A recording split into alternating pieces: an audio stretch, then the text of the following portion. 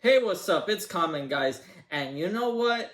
Eddie Guerrero would be so proud of his son right now. Dominik is killing it for the Judgment Day and killing it for Liv Morgan.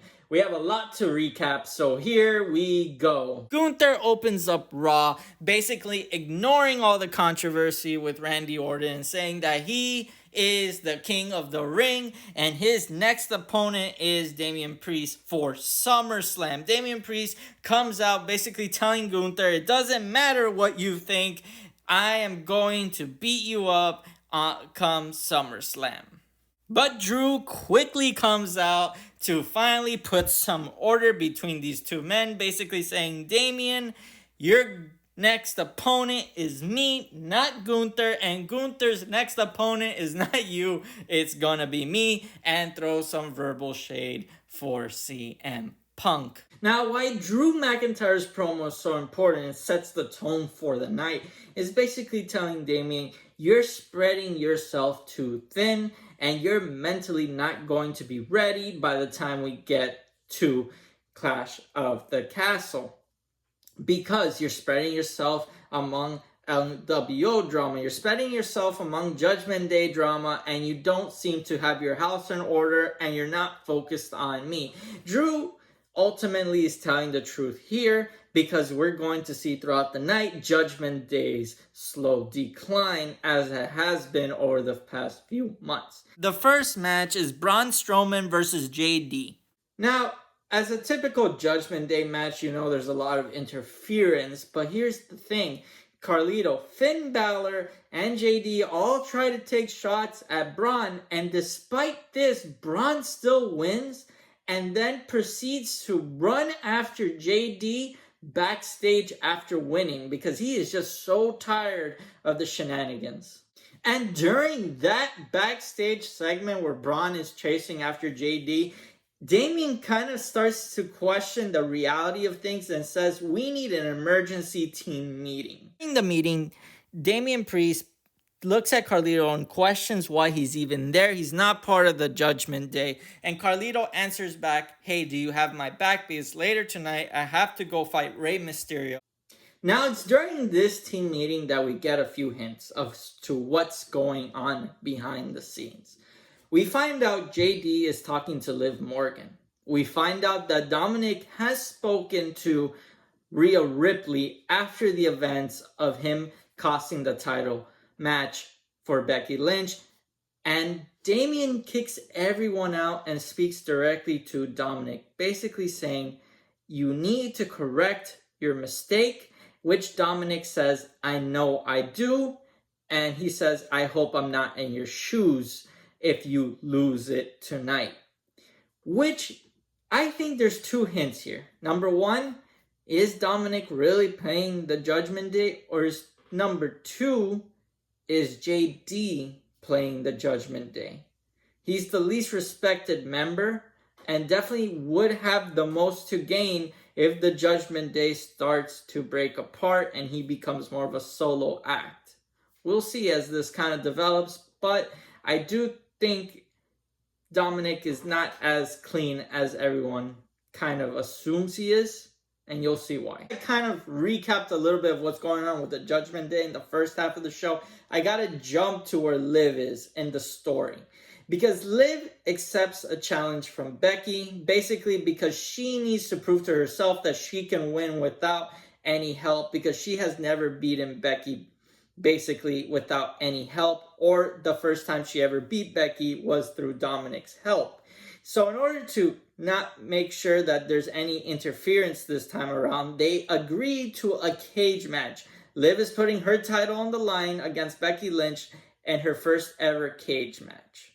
Now we gotta jump to the LWO match versus Rey and Carlito, because it gives us a clarity as to what Dominik's state of mind is right now.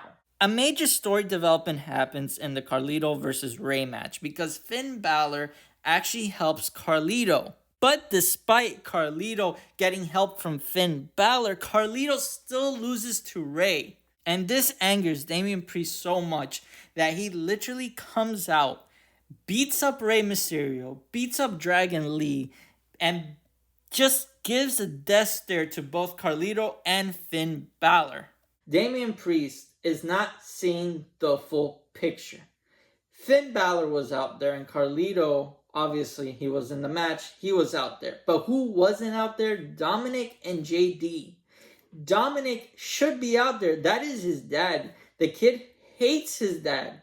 And to miss an opportunity to cause his dad to lose should be like a siren in Damian Priest's ear that something is going wrong with this kid.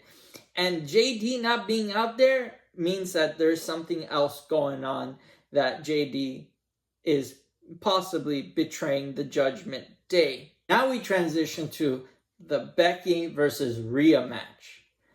And what a match. First of all, these women just came back from Saudi Arabia and they put on a performance, and a great, great performance at that. Being able to have a cage match with that stamina, with those hits, falling off the cage is incredible, and definitely recommend you go watch that match. But we gotta jump to the end of the match.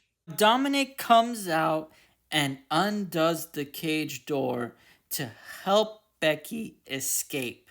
Of course, Becky doesn't want it this way, but before Becky's able to take up the offer, Finn Balor and JD come to the side of the ring, telling Dom to stop what he's doing and let the match continue as is. But Braun Strowman comes out and chases them off. But before he's left the building, he hits Dominik, and that force of that hit literally closes the cage door on Becky's face. And with that, Liv crawls out and retains the title. And she kisses Dominik Mysterio. Now, from my perspective, when Liv kisses Dom, it takes a while for him to actually push her off. And this, to me, indicates that we're witnessing the rise of Dominik Guerrero. Yes, I do think that Liv and Dominik, there's something going on. I don't know what it is. Maybe Dominik is scared that Mommy's going to leave him behind, especially that he cost the title for her. Or it means that they are really trying to push up, get that whole angle where Dominik is going to bring Liv into the Judgment Day and ultimately be the end of the Judgment Day. But I just want to see Dominik come out on a lowrider with Liv Morgan. Please, just do it. It'd be hilarious. And if Mommy Rhea Ripley comes back and witnesses that, please just have a section where Rhea Ripley destroys the lowrider. That'd be amazing. But in all seriousness, I do think there is something going on. I do think Dominik is to blame as well for that moment, because he didn't really react much or didn't even try to push her off. With that being said, what's your take on the kiss? Is Dominik in cahoots with Liv Morgan? Let me know in the comments down below. Please like and subscribe. See you on the next one.